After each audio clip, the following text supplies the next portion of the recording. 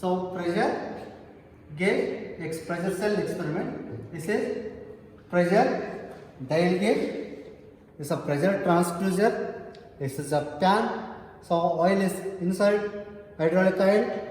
See, servo 63 oil is there. Inside tank is there. So I check it and lock it inside. So oil is there. After pressure transducer, so indicator you will connect it. So indicator, zero knob is there and cal knob is there. Excitation and output is there. And color codes is there. Green, yellow, black, red is there. And indicator, see reading will show kg per centimeter square. Kg per centimeter square. This capacity minimum 1 kg, maximum 10 kg. So plus add it 0.5 kg each weight. Pan 0.5 kg. See, observe, first you will use the zero knob, set it to 0. Use the zero knob, set it to 0. After all weights you put it, inside groove is there, inside groove and step is there. So total 10 weights you put it. 2 kg, 4 numbers is there. 1, 2, 3, 4 numbers is there. 1 kg, 2 numbers is there. Total 10 kg plus 0.5, 10.5 you will calibrate. See, observe it. This is a plunger. Plunger will lift it. Lift it, some reading will show.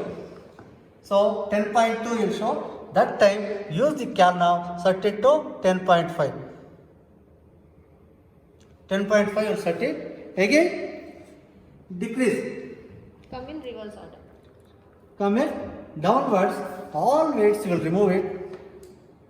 All weights will remove it. Again 1 by 1. You will put it 1 kg plus 0.5 pan weight. You will lift it. Your reading will achieve 1.5, indicator reading will show. See, observe 1.5, see, observe 50.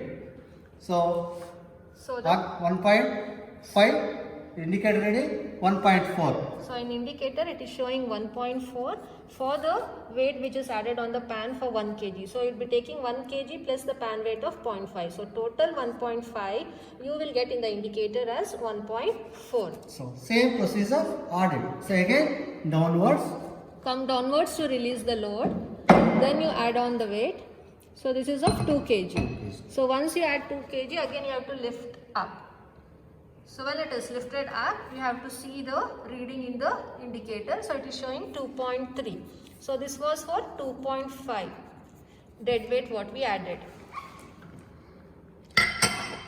So now it is for 3 kg. 3 kg. 3.5. Plus the pan weight, it is 3.5. So for 3.5, you have to now move up again. If you won't move up, you won't get the reading in the indicator. So in indicator, it is showing as 3.6. So again come down, release the load. Now we are adding 4 kg. So 4 kg plus the pan weight, total it is 4.5. After adding 4.5, kindly lift the knob up. Then read in the indicator, it is showing 4.6. So then release the load, turn downwards. Then you add on 1 more kg to it. So it becomes 5. So 5 plus 0.5 is the weight of the pan. So it is 5.5. For that you see in the indicator, it is showing 5.6. So please write down the digital indicator pressure as 5.6. So now we have to add 1 more kg. So it is 2 plus 2 plus 2, total 6, plus pan weight 0.5. So it is 6.5. For that, now read in the indicator, it is showing as 6.5 kg. So write it down. Again come down, remove the load and add 1 more. Yeah, so it is 2, 4, 6 plus 1, 7 plus 0.5 is the weight of the pan. So 7.5. After adding the weight, make the knob up. Go for reading in the indicator. It is showing 7.6.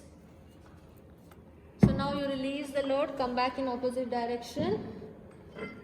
So add 2 kg more. So it will be 2, 4, 6, 8 plus 0.5 is the weight of the pan. So 8.5 totally. So lift the knob up again. Go for the indicator. Take the reading as 8.7. Now again come back and add 1 kg extra to it. So it becomes 8 plus 1, 9. 9 plus 0.5 is the weight of the pan. So it is 9.5. Lift the knob up. Go for the indicator. It is showing 9.6. Take the reading. So now add 1 kg each together so that it becomes 10. So it is 2, 4, 6, 8, 9 plus 1, 10. 10 plus weight of the pan. So it is 10.5. So lift the knob up, then go for the indicator and you get the reading as 10.5. Then come down and release the loads. So after that, let the pan settle down in its resting position. So this is about taking the reading with respect to the dead weights right from 1 kg to 10 kg. For everything you apply the load right from 1 to 10, you have to consider the pan weight. If you delete the pan weight, then you won't get exactly the right values of the pressure in the indicator. So once all the readings are taken, then you have to calculate the error, the difference between the measured and the actual dead weights. So that you will write it in the error part. And later you will calculate what is the variation or the correction of the error which is associated. And similarly, as we did the percentage of error in the previous load cell, like that only you will take the difference between the indicator reading minus the actual upon the actual into 100. So you will get the percentage of error what you are getting.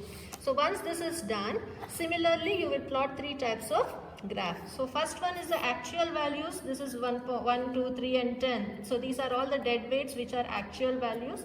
You will write it in the x-axis. And in the indicator, what was the pressure value being indicated? So that you will plot it along the y-axis. Don't forget to write the unit kg per centimeter squared for both. Okay, so after you take the reading, then you see how it is varying. So then what correction you have done? So that correction you will plot along the y-axis and the actual dead weights along the x-axis and show the curve. And lastly, the percentage error what you are getting, you will take along the y-axis and you write the slotted weights along the x-axis and again you show the curve. So you have to repeat all the 3 graphs similarly to that of the load cell. So this is the way how you have to perform to calibrate the given pressure cell using the pressure transducer and pressure gauge with the help of our slotted dead weights.